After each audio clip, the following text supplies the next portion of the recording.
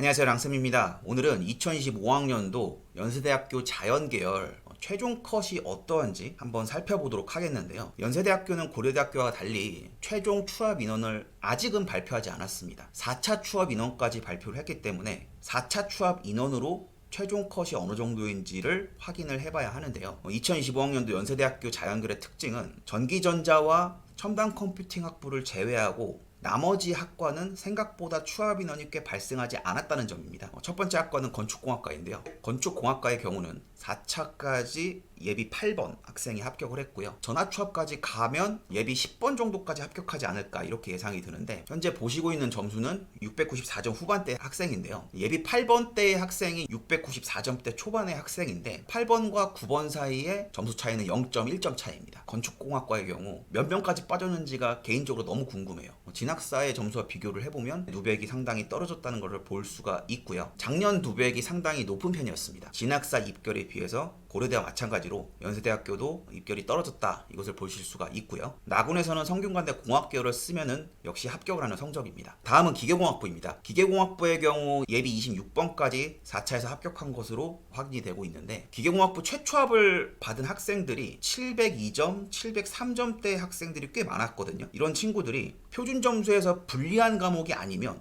나군의 서울대를 쓸 수가 있는 점수를 가진 학생들이 꽤 많았습니다. 특히 700점대 중반의 학생들은 기계보다 전기전자나 신소재를 쓴 학생들이 더 많았고요. 이런 학생들은 다 서울대로 넘어갔기 때문에 추합이 전기전자와 첨단 컴퓨팅은 꽤 많이 발생할 수밖에 없는 구조가 이 연세대학교 자연계열의 특징입니다. 기계공학부 학생들의 점수를 살펴보면 예비 10번대 학생까지는 700점대 학생들이 차지를 했는데 26번 근처의 학생의 점수가 659점대 중반이에요. 697.8점대 학생들이 기계공학부를 안 들어간 걸로 보여요. 왜냐면은 진학사에서 보여지는 컷에서는 이런 학생들이 4칸이었거든요. 입결이 너무 높게 형성이 되어서 기계공학부의 마지막 끝 컷이 695점대까지 내려왔다, 그것을 확인할 수가 있었고요. 이 점수를 가진 학생이면 나군의 한양대학교 수학과를 쓰면 충분히 합격을 하는 성적이었습니다. 영어 1등급이 2등급과의 차이가 대략 5.5점 정도 차이 나거든요. 이 5.5점은 상당히 큰 것이기 때문에 영어 1등급을 가져갔으면 국어를 살짝 못 봤어도 연세대를 합격할 수 있었다, 이것을 보실 수가 있습니다. 다음은 도시공학과인데요. 도시공학과는 첫 번째 1차 추합에서 한 명이 빠지고 4차까지 한 명도 빠지지 않았습니다. 따라서 한 명으로 마무리될 가능성이 큰데, 도시공학과를 695점대의 학생이 합격을 했고요.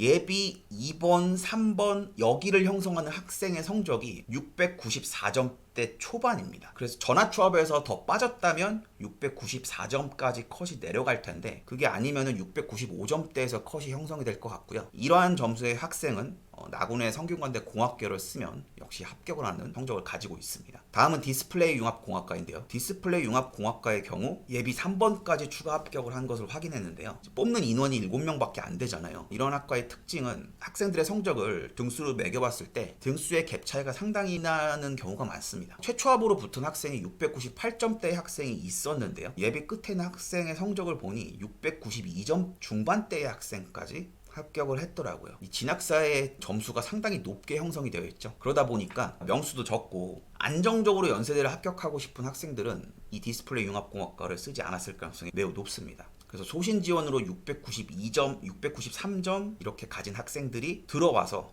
합격을 한 상태고요. 한양대학교 수학과를 나군에서 쓰면 둘 다 합격을 할 수 있는 그런 상황인데요. 작년 누백도 거의 4%에 가까웠는데 올해 누백은 조금 더 내려와서 4.5%, 6%에서 형성되지 않을까, 이렇게 생각이 드는 학과였습니다.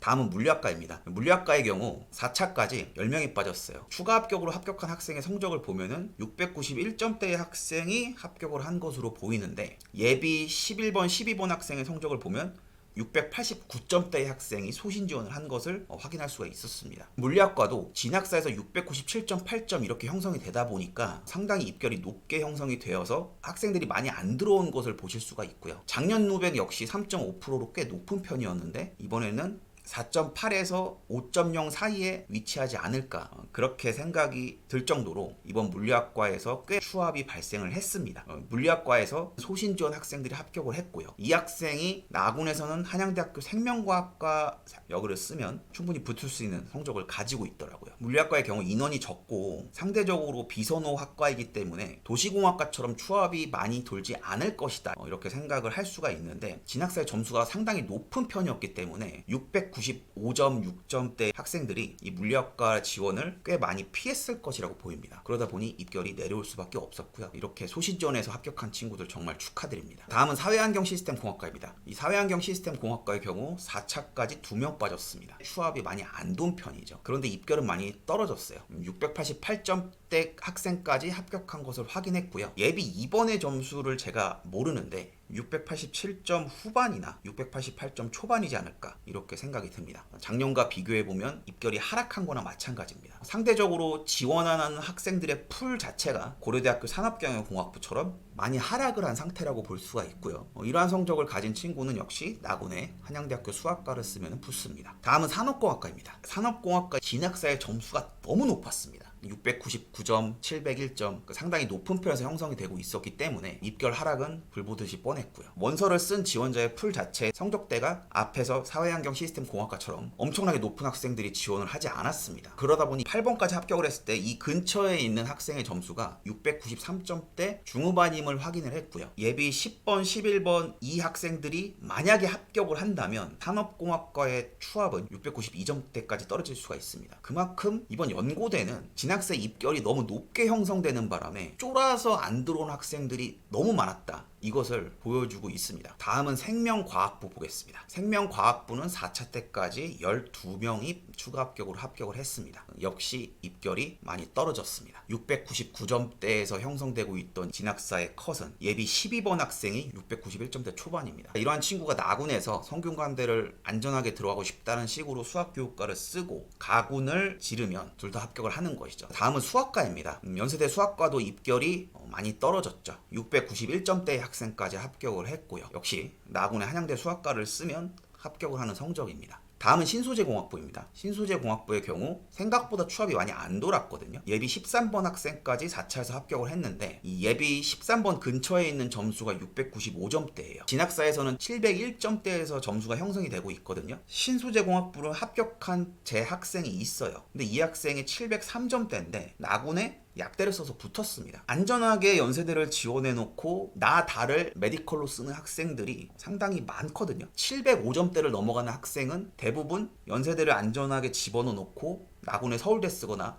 약대 쓰거나 그럽니다. 연세대 전자전기를 쓴 학생의 경우도 706점, 707점대 학생은 서울대 붙어서 다 넘어갔거든요. 신소재의 경우 695점에서 699점 사이의 학생의 점수를 보면 점수대가 촘촘하지 않습니다. 조금 더 추합 인원이 발생을 해서 예비 한 20번까지 합격을 했다. 그러면은 신소재의 컷도 691점 중반대까지 형성이 될 것이라고 보이고요. 나군에서는 성균관대 공학계열 쓰면 합격하는 성적입니다. 제가 2015학년도 원서를 쓸 때 자연계열 학생들 중에서 점수가 모자른다. 그러면 무조건 전기전자나 첨단 컴퓨팅을 쓰라고 이야기를 했고요. 문과는 경영학과 아니면 경제, 상경계열 3개 중에 하나를 써야 한다 이렇게 얘기를 했었는데 다 들어맞았죠. 특히 전기전자의 경우는 서울대랑 겹쳐서 같이 쓴 학생들이 꽤 있었고요. 그렇기 때문에 4차까지 추합이 93번까지 합격을 했고 100명을 넘어갔을 것 같아요. 그렇지만 제가 눈으로 확인을 하지 못했기 때문에 우선 추가 합격한 학생의 성적을 보면은 698점대의 학생이 전기전자를 합격했습니다. 최초합을 합격한 학생들은 어떻게 됐냐? 서울대나 약대를 비롯한 메디컬로 다 빠져나갔습니다. 그러다 보니 추합 인원이 꽤 많이 발생을 했고요. 다만 아까 말씀드렸던 신소재와 달리 전기전자는 698점대 지원자와 697점대 지원자의 풀이 상당히 많아요.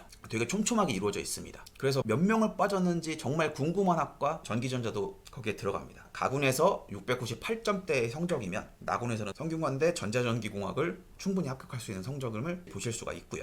다음은 지구시스템과학과입니다. 지구시스템과학과의 경우는 3명 정도 빠진 걸로 확인이 되는데 제가 갖고 있는 성적은 최초합을 한 학생의 성적이에요. 다만 예비 앞번호에서 추합까지 형성된 학생도 696점이거나 695점 후반대일 가능성이 높을 정도로 생각보다 학생의 점수 차이가 크지 않더라고요. 연세대 지구시스템 과학과를 합격한 학생의 경우 나군에서는 한양대 에너지공학과를 합격할 수 있는 정도의 성적이고요. 다른 학과와 달리 지구시스템 과학과의 경우는 비선호 학과이기 때문에 진학사의 입결이 낮은 편이었고요. 제가 고려대에서 보건환경융합학부 이런 곳은 무조건 고려대를 가고 싶은 학생들이 쓴다 이렇게 말씀을 드렸던 것처럼 지구시스템 과학과의 경우도 문과로 교차 지원은 안 돼. 하지만 연세대를 가고 싶어하는 친구들이 들어오기 때문에 입결이 진학사 점수 근처에서 형성이 되었습니다. 따라서 무조건 연세대를 가고 싶은데 점수가 조금 모자란다 이러면 공격적으로 전기전자나 첨단 컴퓨팅을 쓰는 것이 훨씬 더 확률이 높다는 것이 이번 2025학년도에도 드러났습니다.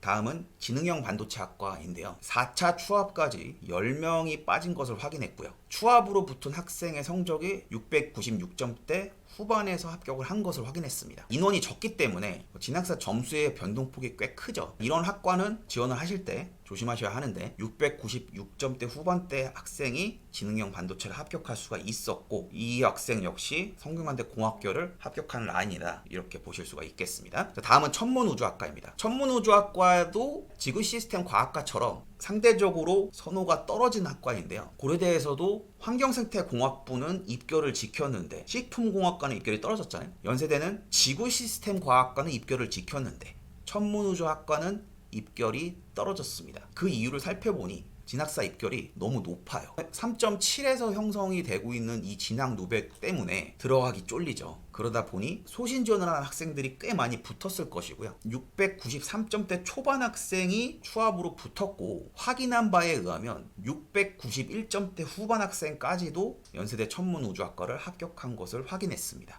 그만큼 이번에 연세대학교를 지원하는 학생들이 전기전자에만 몰리고 아니면 가군을 성균관대 자율전공을 갔다 이렇게 해석이 됩니다. 다음은 첨단 컴퓨팅 학부입니다. 이 컴퓨터학과의 진학사 점수 상당히 높죠. 첨단 컴퓨팅을 합격한 학생 중에서 예비 60번대 후반 학생의 점수를 가지고 왔는데 학생 누백이 4.31이에요. 74번이면은 692점대 중반까지 합격을 했을 것이라고 추정이 들고 조금 더 추합이 돌아서 691점대까지 최종 컷이 형성되지 않을까 이렇게 예상이 드는데요. 이 693점대 학생 계속 성균관대 공학교랑 점수가 겹친다는 거 보이시죠?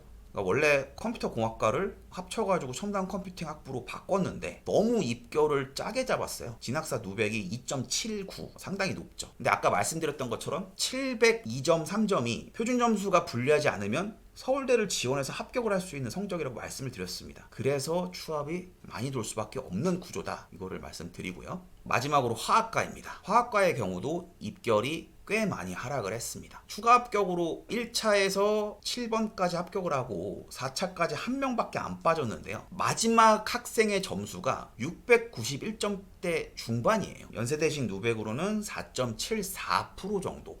작년 누백은 되게 높았죠. 3.28%였고요. 고속도 꽤 높게 잡았고 진학사도 상당히 높게 3.43%로 잡고 있죠. 화학과를 쓴 학생 중에 안정지원에서 700점대 학생도 합격을 했거든요. 697점대가 예비 1번이고 691점대가 예비 8번이면 아까 말씀드렸던 것처럼 화학과 지원자의 경우도 지원자 학생들의 성적이 촘촘하지 않았다는 것을 보여주고 있습니다. 제가 몇몇 학과를 빼먹었어요. 그 빼먹은 학과는 생화학과의 경우는 2명밖에 안 뽑아가지고 성적을 확인하기가 힘들었고요. 대기과학과, 생명공학과의 경우는 추가 합격을 합격한 학생의 점수를 아직 확보하지 못해서 넣지는 않았는데요. 최종 추합 인원이 몇 명인지 확인이 되면 지금 보여드리지 못한 학과도 다시 정리를 해서 영상으로 보여드릴 예정이고요. 고려대도 마찬가지고 연세대도 마찬가지입니다. 입결이 2025학년도에는 많이 흔들렸는데 2026학년도에는 2024학년도에서 형성될 것이다. 이렇게 생각하고 원서를 접근하는 게 합격을 하는 거에 있어서 확률이 가장 높을 것 같고요.